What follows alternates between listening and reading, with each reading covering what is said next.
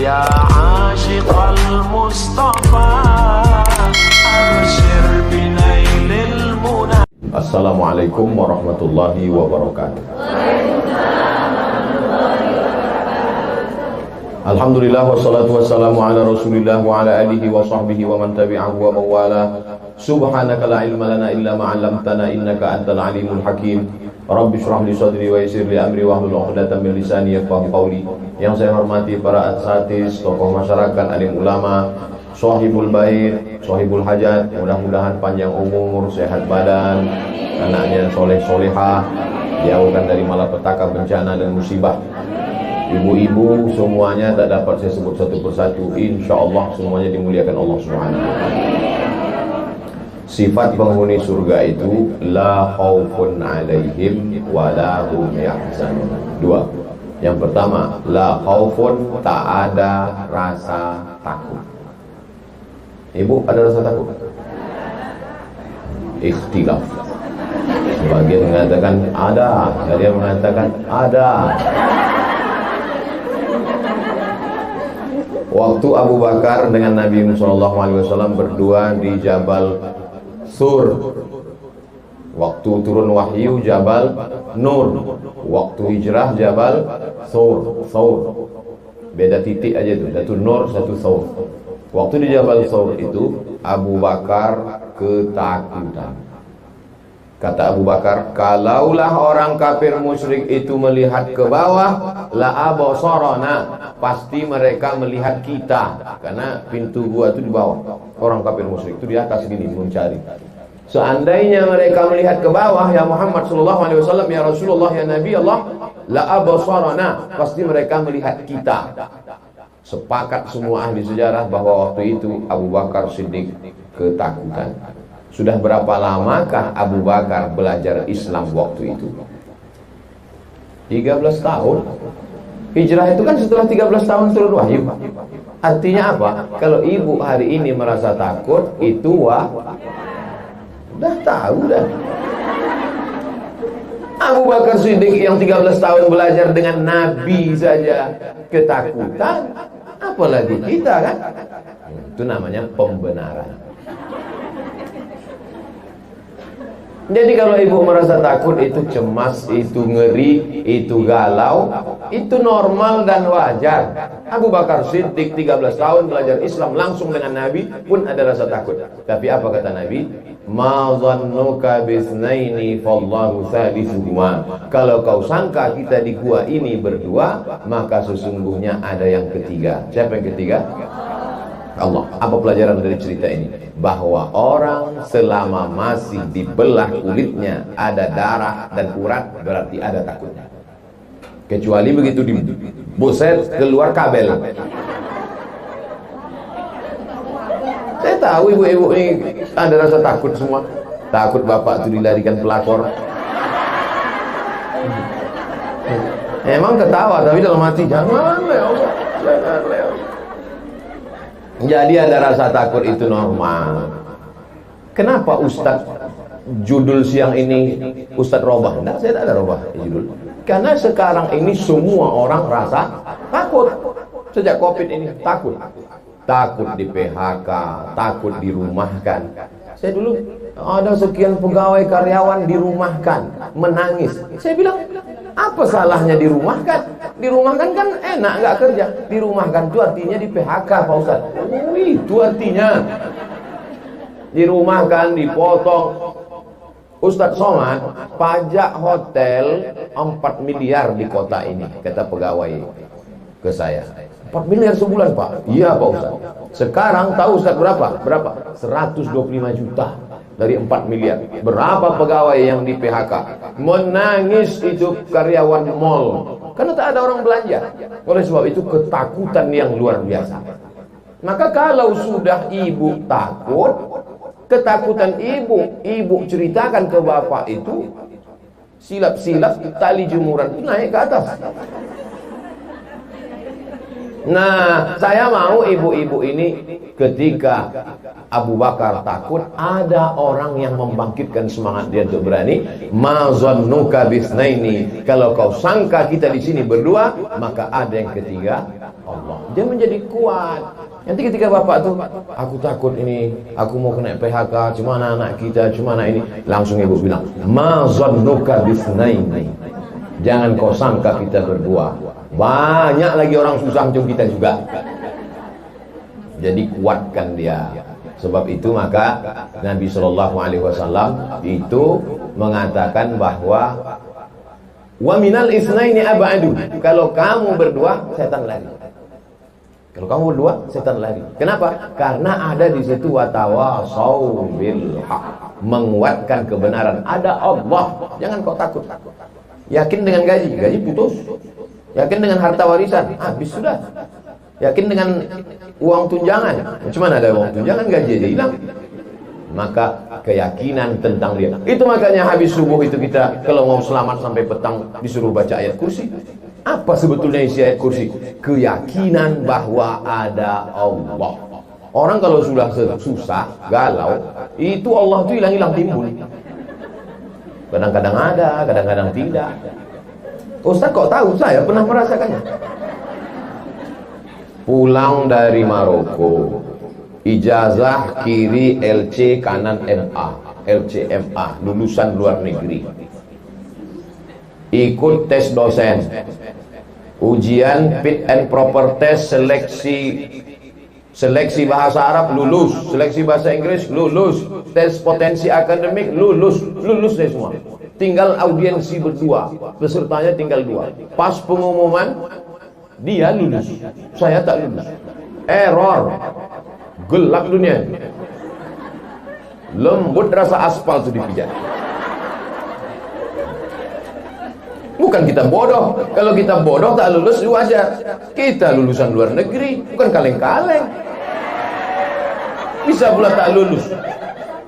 Jadi sebetulnya saya pelajari itu dalam hidup saya, supaya engkau ketika ceramah itu berisi, supaya ketika kau ceramah itu kau pernah mengalaminya. Abdul Somad, kau sudah diuji di Al-Azhar S1, kau sudah diuji di Maroko menulis tesis S2 300 halaman pakai bahasa Arab di depan profesor-profesor. Ini sekarang kuuji kau ujian hidup, supaya ketika kau menyampaikan bukan kata-kata yang diolah oleh bibir tapi tak pernah dirasakan. Makanya kalau datang mahasiswa, datang orang cerita tentang kegagalan hidup, saya ini Pak Ustaz nggak lulus tes. Aku pun dulu pernah juga macam itu. Tapi ada orang lain yang menguatkan kita. Tapi beda ucapan Nabi Muhammad SAW dengan ucapan Nabi Musa. Apa kata Nabi Muhammad kepada Abu Bakar? La tahzan. Jangan galau, jangan susah hati, jangan kau takut, jangan kau cemas. Don't be sad. La tahzan itulah yang ditulis oleh seorang penulis ketika dia dalam penjara. Di tengah kesendiriannya ditulisnya lah buku tebal, dikasihnya judul La Tahzan, Don't Be Sad. Buku itu bestseller. Siapa namanya?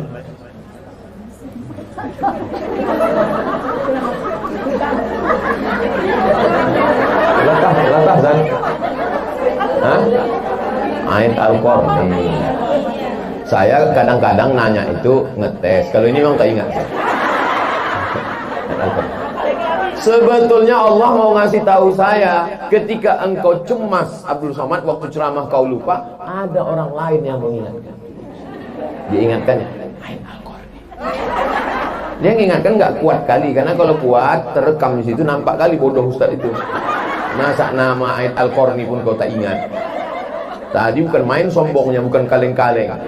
Ternyata ayat Al-Qur'an pun kau tak ingat, katanya. Ustadz itu kalau dia salah, tegurannya langsung cash and carry. Padahal ayat Al-Qur'an apa susahnya mengingat. Tapi begitu dihilangkan Allah, hilangkan, itu menunjukkan bahwa hidup ini bukan kuasa kita. La haula wala quwata illa billah. Nah, perlu ada orang yang mengingatkan kita kalau kita lupa. Perlu ada orang yang menguatkan kita kalau kita lemah. Maka ketika Abu Bakar lemah, datanglah Muhammad sallallahu alaihi wasallam mengatakan, "La tahzan, innallaha ma'ana." Jadi ibu katakan itu, la tahzan, innallaha ma'ana. Ada Allah bersama kita, Bang. Tapi belanja kita besok enggak ada. Puasa sunat kita besok, Bang. Tapi jangan lama-lama kali, Bang. Lama-lama kali kalau ikut tiket pesawat dan ibu siap nih balik ke Jawa. Nah, tapi beda antara jawaban Nabi Muhammad SAW dengan Nabi Musa alaihissalam. Coba lihat, tengok, coba lihat bunyinya. Innallaha ma'ana. Nah itu kan Allah bersama kita. Ma'ana, Allah bersama kita. Tapi kalau Nabi Musa enggak. Inna ma'iyya ma'i. Allahumma hdini. Kalau kita Allahumma hdina. Nabi Muhammad lebih mengedepankan kita. Allah bersama kita. Abu Bakar, jangan takut. Tapi Nabi Musa enggak. Inna ma'iyya, bersamaku ada Allah. Kenapa Nabi Musa mengatakan bersamaku? Mengapa tak dikatakannya bersama kita? Karena sahabat Muhammad beda dengan sahabat Musa. Sahabat Muhammad SAW itu ketakutan. Orang yang ketakutan mesti kita kuatkan. Sedangkan sahabat Musa itu bukan ketakutan, menakut-nakuti. Di depan ada Laut Merah, di belakang ada pasukan Fir'aun. Maka apa kata orang Bani Israel waktu itu? Innala mudrakun, innala mudrakun, innala mudrakun. Matilah kita Musa, tertangkaplah kita nih Musa.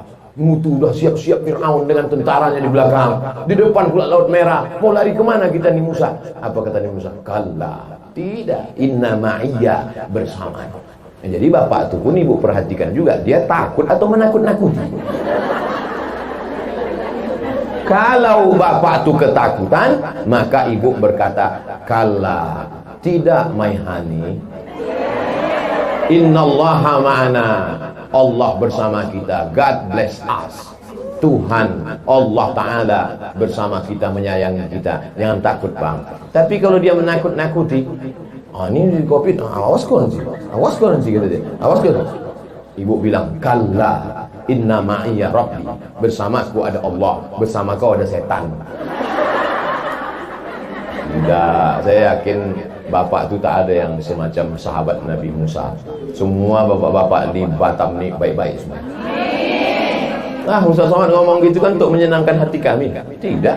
Seandainya bapak itu tak baik, tak mungkin diizinkan ibu pengajian. Tanda baiklah dia maka ibu pengajian petang. Panas-panas begini. Bisa pula diizinkannya. Covid begini. Bisa pula diizinkannya ibu. Kalau dia Fir'aun, mana dikasihnya itu? Bang, aku mau pengajian. Dan tak ada pengajian tuh. Ada itu kita. Sini aja kau sampai mati. Tapi begitu ibu bilang, bang aku pengajian, pergilah kau pengajian supaya nanti kau masuk surga. Kalau abang masuk neraka, kau tarik-tarik abang dari neraka. Ya.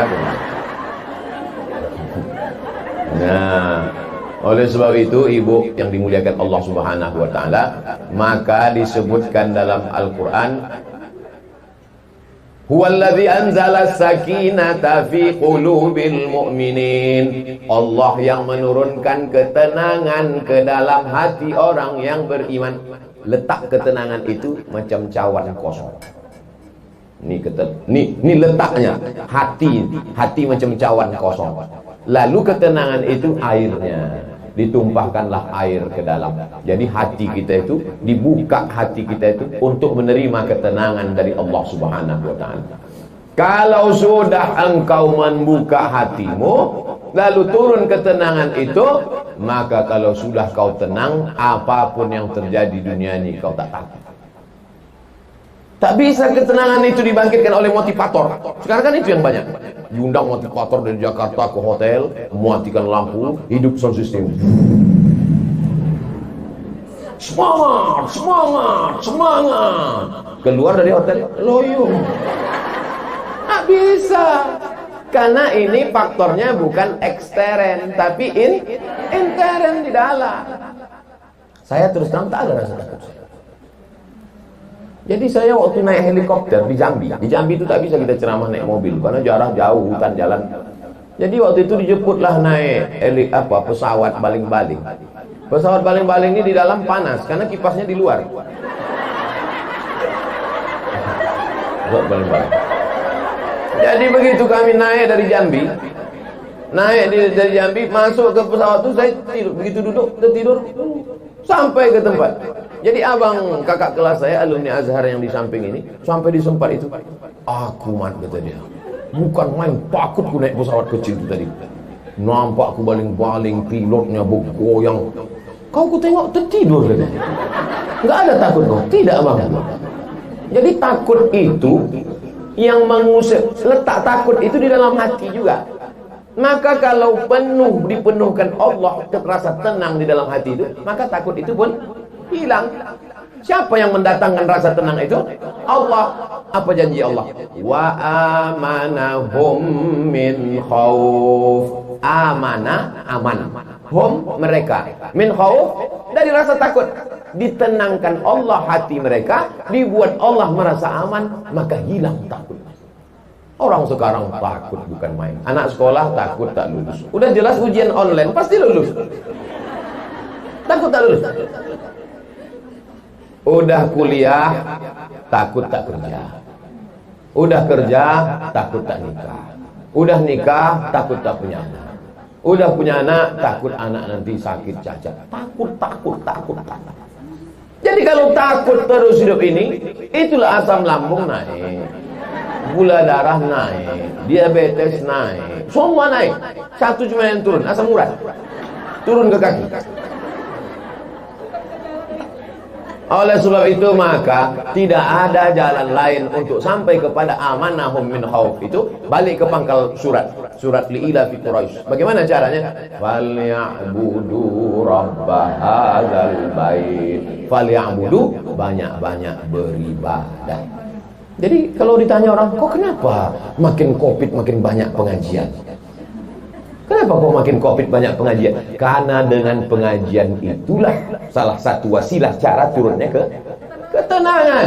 Saya sudah banyak jumpa orang macam-macam. Lama jadi ustaz banyak yang curhat. Ustaz Somad, iya Pak, saya ini pegawai Pak Ustaz, PNS. Lalu saya pikirkan nanti kalau saya pensiun makan apa? Nanti job-job ini hilang, kerja ini dan susah. Lalu kemudian akhirnya saya belilah tanah. Saya beli tanah, lalu kemudian pelan-pelan tabung, uang SPPD, uang tunjang, uang sipak, uang sikut, uang sundul, uang segala uang itu saya belikan tanah. Beli tanah sepeta, beli tanah 2 peta, beli tanah 3 peta, beli bibit sawit, tanam sawit, semprot, jenguk, tengok, pupuk, meruning, potong pelepah, hilangkan rumput. Akhirnya Pak Ustadz buah pasir. Begitu mau dipanen, dipanen orang. Rupanya tanah itu bermasalah. Nah, harus mau pensiun, tak tidur sampai jam 2 malam. Berputar-putar di kepala itu, mengutuk nasib, melihat masa lalu. Kenapa kau beli tanah? Kenapa kau tanam sawit? Coba kalau kau buat dulu kos-kosan. Coba kalau kau dulu. Habis sekarang diambil. Jam 2 malam mata berkedip-kedip tak bisa tidur. Pergilah ke Pekanbaru. Inilah ibu. Cerita orang sedih, ibu ketawa. Jadi ternyata tidak semua orang merasakan kesedihan kita. Saya ragu mau melanjutkan ceritanya. Pergilah dia ke Pekanbaru, jumpa psikiater, dia dokter jiwa. Dikasih psikiater inilah obat. Ini obatnya, susumpit obatnya. Ini obat sumpit itu tempat orang inilah obatnya, yang obat ini dimakan sebelum makan, yang obat ini dimakan sesudah makan, ini yang dimakan sekali sehari, yang dimakan 3 kali. Mendengar obat itu makin bertambah beban. Dimakan obat ini tertidur. Begitu udah terbangun, berputar lagi di kepala tadi. Kenapa kau beli tanah? Kenapa kau habislah duit kau? Bagus kau kawin sekali lagi kemarin. Kata setan itu bukan kata setan itu macam-macam berbisik dia. Yang itu tak ada dari bapak, tambahan dari saya. Untuk mancing-mancing ibu aja. Akhirnya adalah anak dia kuliah di Universitas Riau di Pekanbaru. Anak dia ini selalu ikut kajian saya subuh Sabtu, kajian hadis di Akramun Nas Pundri Goba. Ya, ada pengajian ustaz di situ. Begitu saya dengar pengajian ustaz, hilang yang berbisik-bisik itu. Lalu kemudian datang saya setiap Sabtu Pak Ustaz. Dia jauh dari Indragiri Hulu, 3 jam naik mobil. Tapi demi hilang ini bisikan-bisikan di kepala ini, ku paksa-paksakan datang Pak Ustaz. Akhirnya aku ikuti pengajian Ustaz setiap Sabtu, hilang dan sehat aku sekarang Pak Ustaz. Pulang dia ke kampung, lama udah cerita. Pulang dia ke kampung, dia menjadi aktif, dihidupkannya masjid. Saya diundang ke kampung itu acara lomba rebana ibu-ibu. Semangat dia, balik lagi ke masjid. Disitulah baru saya paham, ternyata ceramah itu menghilangkan susah hati orang, menghilangkan rasa takut orang. Dulu saya ceramah tak tahu saya efeknya itu. Tahu saya ceramah itu ya ceramah aja. Ceramah saya habis itu tanya jawab selesai. Dulu gitu, ceramah tanya jawab selesai. Sekarang ceramah tanya jawab foto-foto pula. Barulah saya paham, rupanya ceramah itu salah satunya adalah mengusir. Setelah saya baca dalilnya, memang ada dalam hadis. Majtama'a qaumun, sekelompok orang berkumpul. Yatsluna kitab Allah, membaca ayat-ayat Allah, membaca hadis-hadis Rasulullah SAW, bersolawat dia. Berkumpul, membaca ayat-ayat Allah, membaca hadis-hadis Rasulullah, bersolawat. Wa yatadarasunahu fima bainahum, mengkaji isinya. 3 yang kau lakukan, 4 dibalas Allah. Nazalat alaihimus sakinah. Ini dia. Saya sudah lama tahu hadisnya, tapi nyata langsung dialami orang baru setelah jadi ustaz. Nazalat alaihimus sakinah, diturunkan Allah ketenangan ke dalam hatinya. Hafat bihimul malaika, turun malaikat. Kalau udah turun malaikat, setan-setan kabur lagi. Begitu setan nengok ada malaikat, cabut kita, gawat ini kata dia. Ghasyiyat bihimur rahmah, diliputi Allah dengan rahmat dan kasih sayangnya. Wa zakarahumullahu fiman indah, dibanggakan Allah Ta'ala kepada para malaikat. Salah satu menurunkan ketenangan ke dalam hati adalah dengan pengajian. Jadi kalau sudah ibu ini tenang, pulang dia ke rumah, bapak itu pun bisa ditenangkannya. Anjing herder aja tenang, apa lagi bapak itu, Pak? Seorang koruptor didudukkan di kursi terdakwa. Ketika ditanya oleh hakim, makan kau sikit, badan kau bukan gemuk besar, pakaian kau pun biasa saja, mobil kau pun biasa saja, kenapa sampai kau korupsi sebanyak ini? Mengakulah dia di situ. Biniku minta belikan gelang sebesar, minta kaki. Banyak orang tak setuju dengan cerita ini, karena seolah-olah di situ perempuan dipojokkan. Iya kan? Oh, apa laki-laki masuk penjara gara-gara perempuan? Tapi ini fakta, bukan fiktif. Memang bapak itu tak terlalu banyak keinginannya. Dia mau minum teh manis tak bisa, kena diabetes mellitus.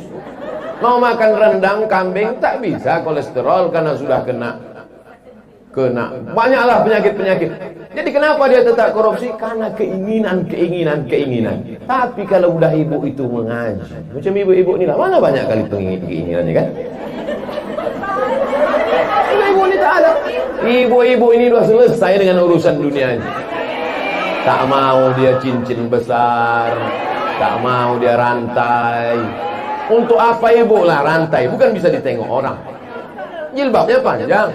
Orang yang pakai rantai itu kan jilbab dililit kan di leher sini. 3 kali lilit. 3 kali lilit. Baru rantai itu dipasang di luar lilitannya. Kalau jilbabnya panjang mana nampak orang? Mau pakai gelang, tangan tertutup. Ibu-ibu ini udah selesai dengan dunia ini. Mendengar aminnya belum lagi nampaknya. Oleh sebab itu ibu-ibu ini kalaupun dia aktif jualan online, kalaupun dia aktif beraktivitas, sesungguhnya yang mau dicarinya adalah menyekolahkan anak yatim, fakir miskin, bagaimana sedekah beras. Jadi dia sudah berpikir akhirat oriented. Inilah yang menyebabkan turunnya ketenangan itu dari Allah Subhanahu wa ta'ala. Jadi bapak-bapak di rumah adalah bapak-bapak yang beruntung, Pak, beruntung. Dan kau cari satu lagi, Pak. Udah aku pesankan udah. Insya Allah garansi aman. Garansi saya ini kalau untuk Batam biasanya bertahan 6 bulan. Jadwal saya kan setiap 6 bulan. Nanti kalau dia udah agak-agak berubah, bapak tuh tenang, saya 6 bulan lagi datang. Nantikan, jangan kemana-mana setelah yang berikut ini. Oleh sebab itu, ini yang pertama adalah bagaimana menghilangkan rasa takut. Datanglah orang yang sedang kena penyakit takut, menjumpai Imam Al-Hasan Al-Basri. Imam Al-Hasan Al-Basri tinggalnya di Basrah, Irak. Aku takut, wahai Imam Al-Hasan Al-Basri. Aku takut kena penyakit, takut susah, takut mati, takut miskin, takut itu, takut ini, takut itu. 3 aja pertanyaan Imam Al-Hasan Al-Basri sama dia. Kau percaya Allah itu ada? Percaya? Percaya kau Allah mengasih rezeki? Percaya? Percaya kau Allah mengatur hidup kau? Percaya? Kenapa kau takut? Iya ya. Ibu percaya Allah ada? Percaya? Ibu percaya Allah mengasih rezeki? Percaya? Ibu percaya bahwa Allah mengatur hidup kita? Kenapa takut? Apa yang ditakutkan? Makanya nanti begitu pulang. Cuman yang jadi masalah hati manusia ini berbolak-balik. Di sini bukan main. Percaya, percaya. Itu balik ke rumah. Gimana?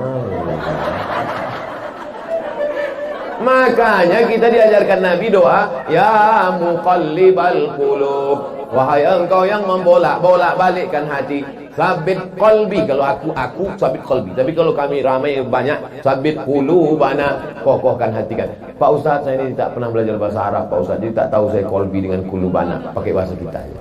Ya Allah, kokohkan hatiku ini, ya Allah. Berdoa itu tak mesti bahasa Arab. Saya sampai sekarang doa pakai bahasa Indonesia.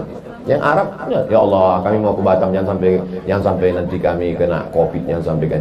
Tuh Ustaz takut juga buktinya. Kita ini tetap ada ikhtiar dan usaha. Pakai masker, ini untuk menunjukkan kita ikut protokol kesehatan. Bisa aja saya kantongi, tapi kenapa saya pakai? Supaya haters itu tak ada alasan untuk membuli saya. Pakai masker bukan di dagu, di mulut. Pakai di mulut. Saya disuskan ya. Ana jelas. Itu gunanya. Nah, oleh sebab itu maka tidak ada jalan lain kecuali yang menghilangkan was-was dalam hati itu.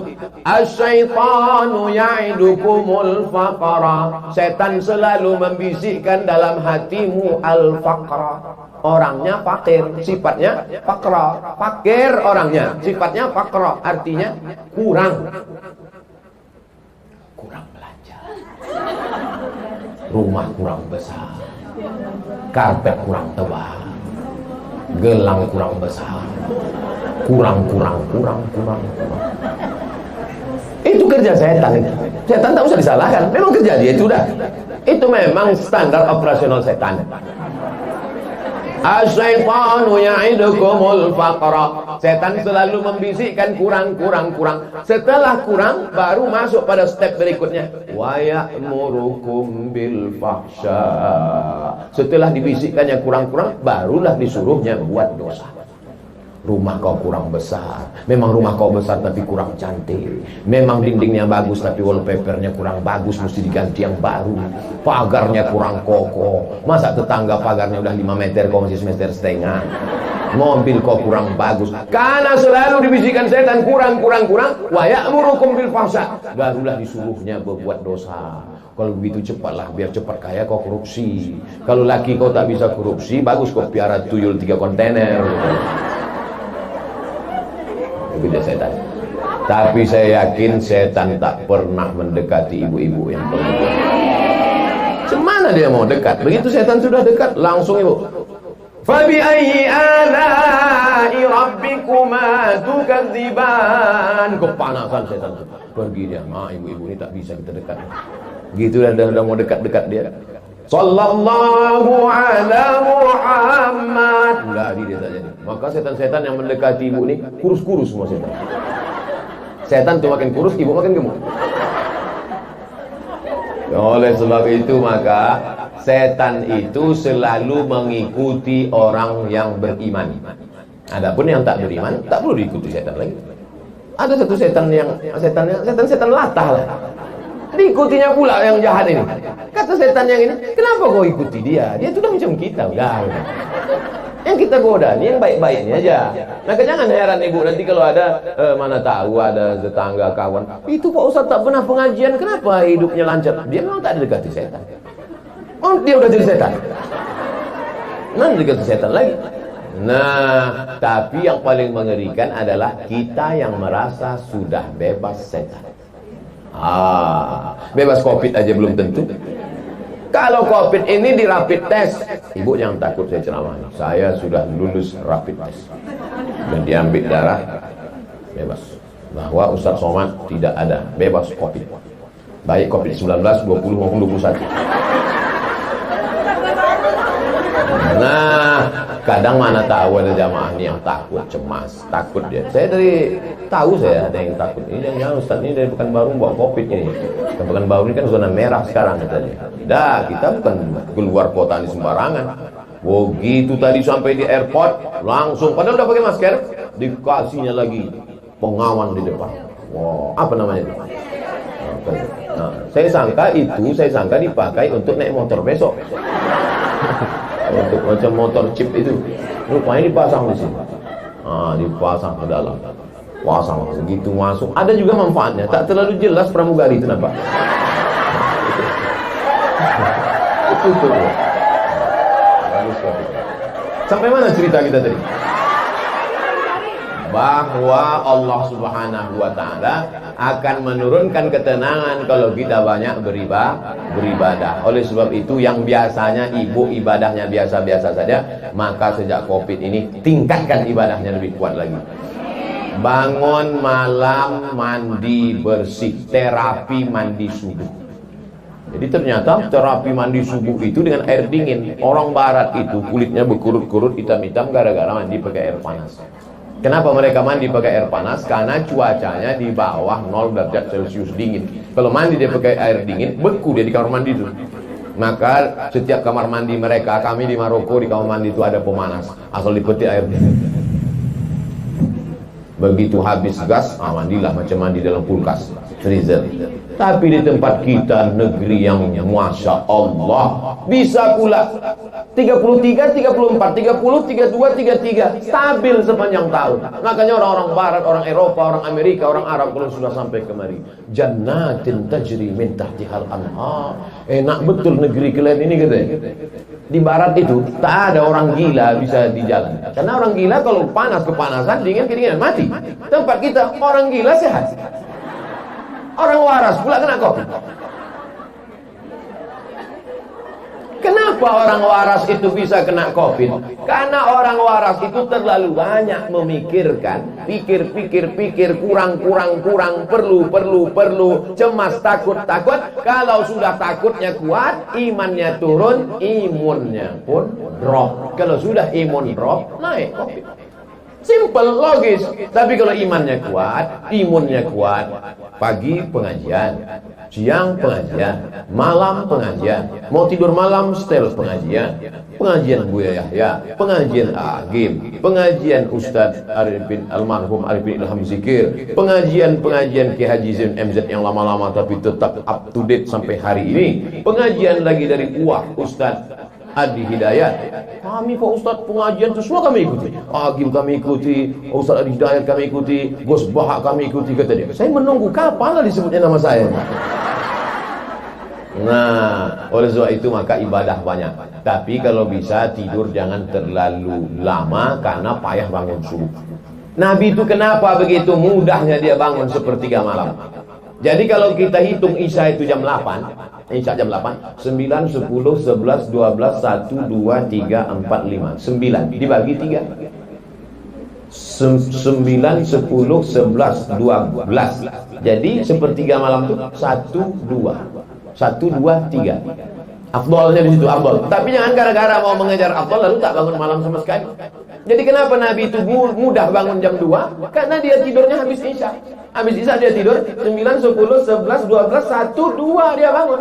Kita tidak, tidur jam 1. Habis itu minum kopi pula.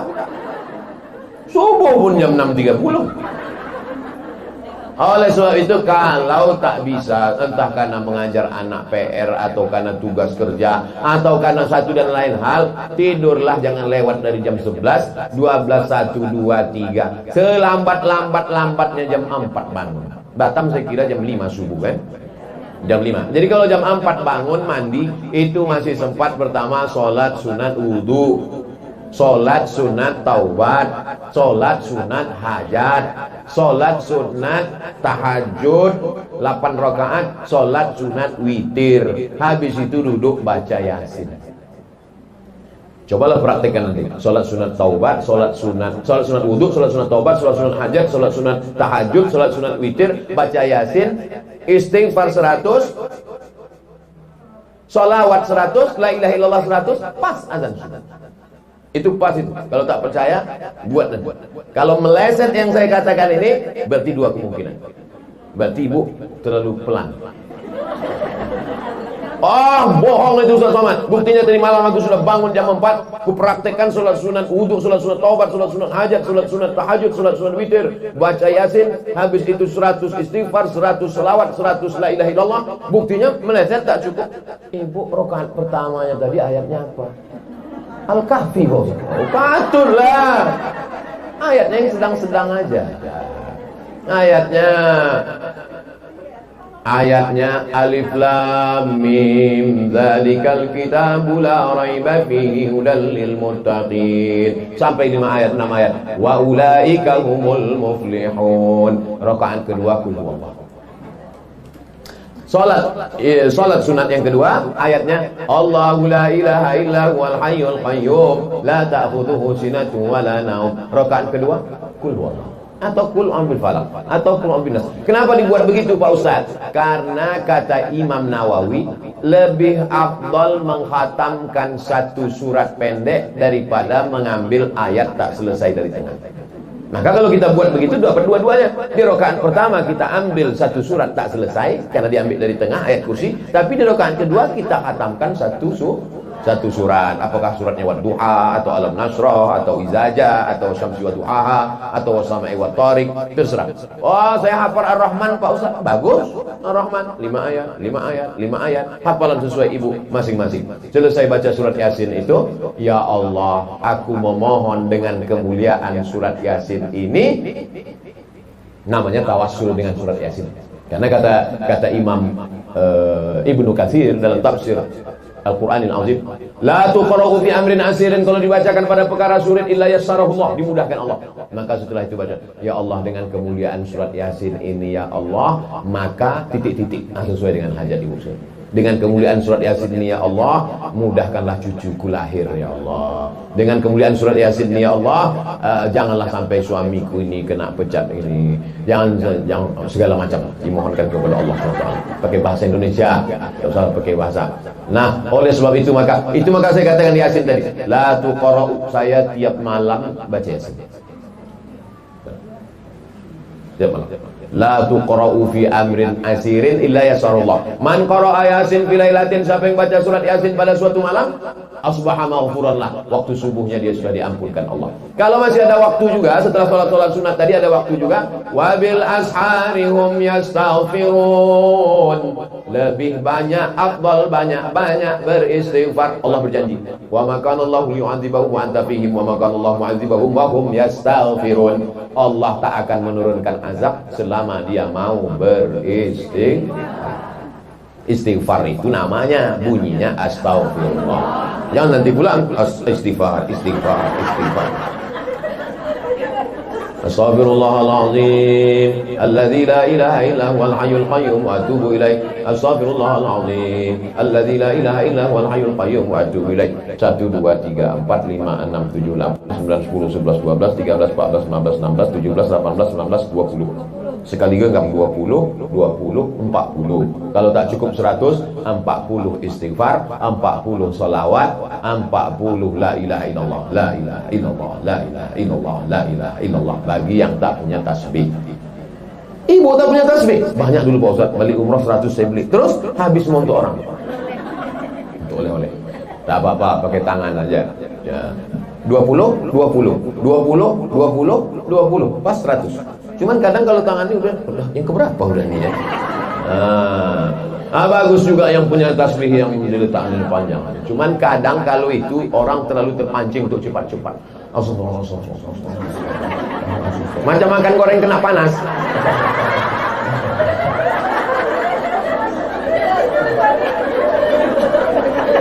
Udah sampai jam 2.45 menit.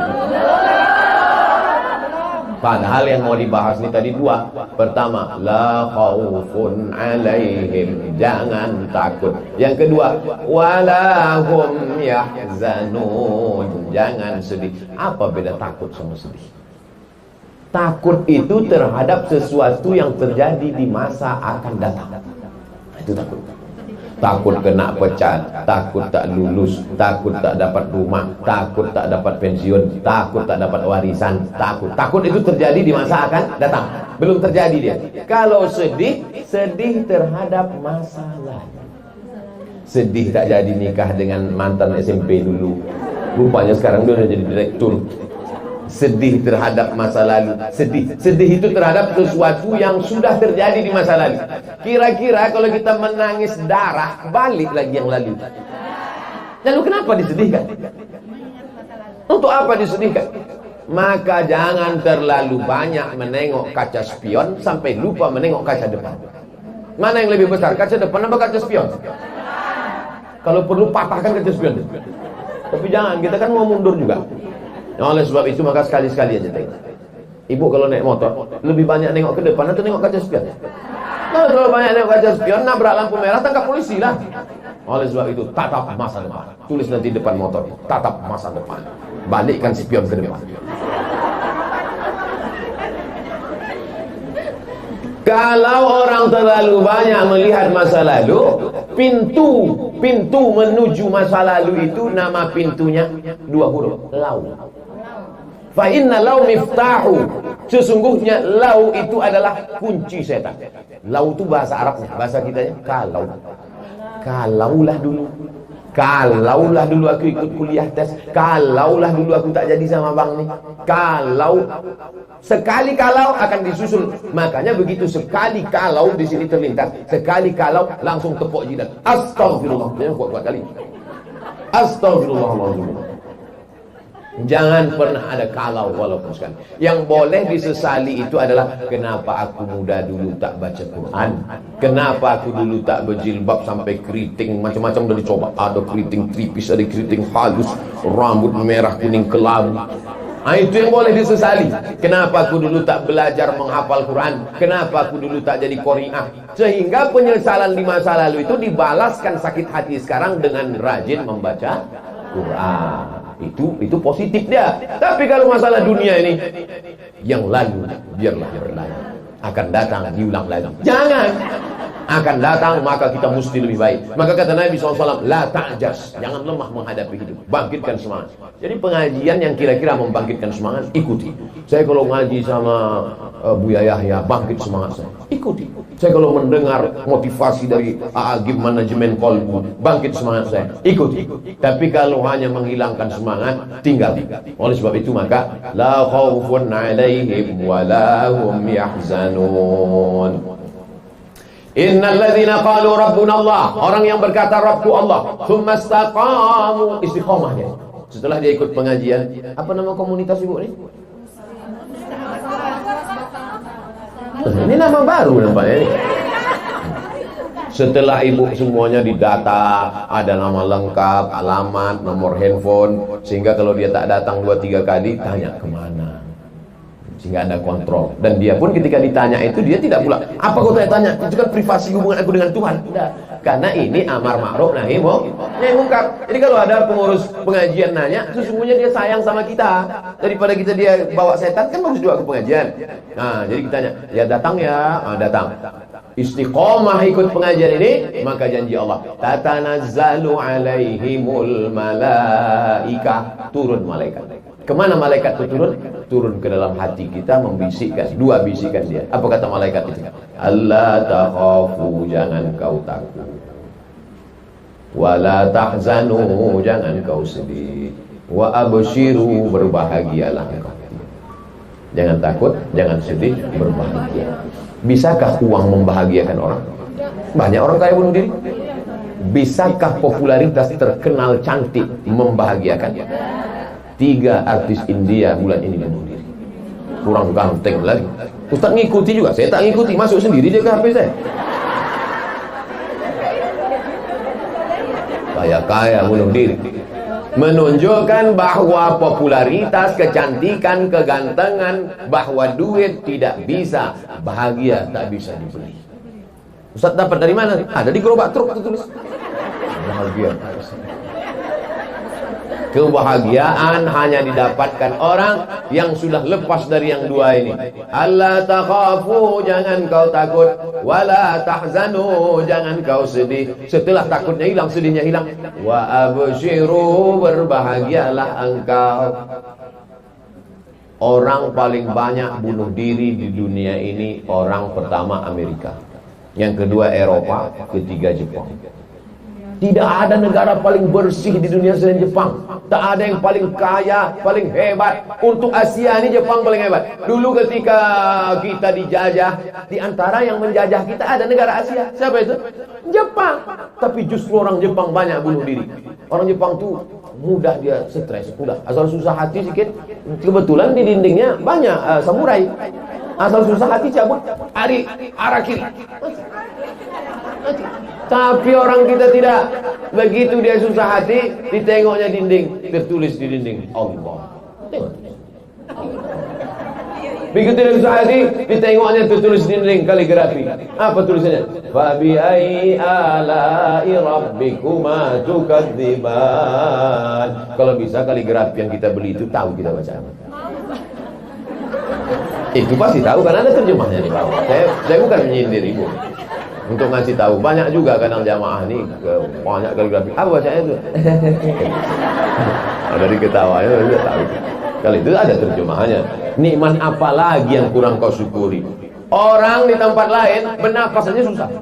Tapi ketika kita diingatkan, "Fabi ayyi ala'i rabbikuma tukadziban." Nikmat mana lagi yang kau dustakan? Kenapa tak kau syukuri? Kita bernapas enak. Ada orang judul lagunya setengah napasku pergi. Oleh sebab itu maka tenang insyaallah. Negara paling hebat Amerika, paling hebat Eropa, paling hebat Jepang, angka bunuh diri tinggi. Orang naik ke gedung lantai 100 kondominium, apartemen, terjun ke bawah, pecah berserak otak, mati. Kenapa? Berawal dari stres, meningkat ke depresi, akhirnya putus asa bunuh diri. Orang kita, mereka naik mobil mewah tapi hatinya susah. Orang kita naik angkot tidur sampai lewat gang. Kalau tak dibangun nih sama tukang angkot, bu udah sampai terminal. Apa gitu? Marah pula itu. Ilaha illallah. Habis waktu kita. Sekarang kita jawab pertanyaan. Intinya adalah ibu baru bisa membantu bapak mengatasi di masalah COVID ini kalau di hati ibu sudah hilang rasa takut dan rasa sedih. Ketika ibu bahagia, belum ibu bercakap, baru ibu tatapan mata ibu aja, belum ibu bercakap, maka bapak itu sudah kuat menghadapi COVID. Balik ibu pengajian, belum lagi ibu bercakap, belum buka cadar, baru kedip-kedip aja, kuat bapak. Orang yang bahagia itu ada auranya. Ibu-ibu memancarkan aura, memancarkan rahmat. Bahasa orang sekarang aura, sebetulnya rahmat yang diberikan Allah menyebar. Iza quri'al Quran, kalau dibacakan Quran fastami'u lahu, dengar baik-baik, wa ansitu, diam, la'allakum turhamun. Rahmat itulah dia. Banyak zikir, banyak selawat, ada rahmat. Rahmat itu menyebar. Rahmat dari ibu, rahmat dari ibu, rahmat dari ibu. Maka berkumpul rahmat-rahmat Allah. Kita ini masuk surga kenapa? Karena rahmat Allah, bukan karena amal kita. Tak ada hadis menyebut orang masuk. La yudkhilal jannata ahadakum amaluhu. Kamu masuk surga bukan karena amalmu, karena rahmat Allah. Jadi untuk apalah kita bangun malam, mandi bersih, sholat sunat wudu, sholat sunat taubat, sholat sunat hajat, sholat tahajud, untuk mendapatkan rahmat Allah. Tapi pas saya berdoa, semoga kita dapat rahmat Allah. Semua mengatakan amin. Ada satu ibu-ibu diam aja dia. Ibu kenapa diam? Rupanya nama lakinya Pak Rahmat. Dia udah dapat gitu ya. Ayah-ayah wahai hati. Nanti kita akan baca doa.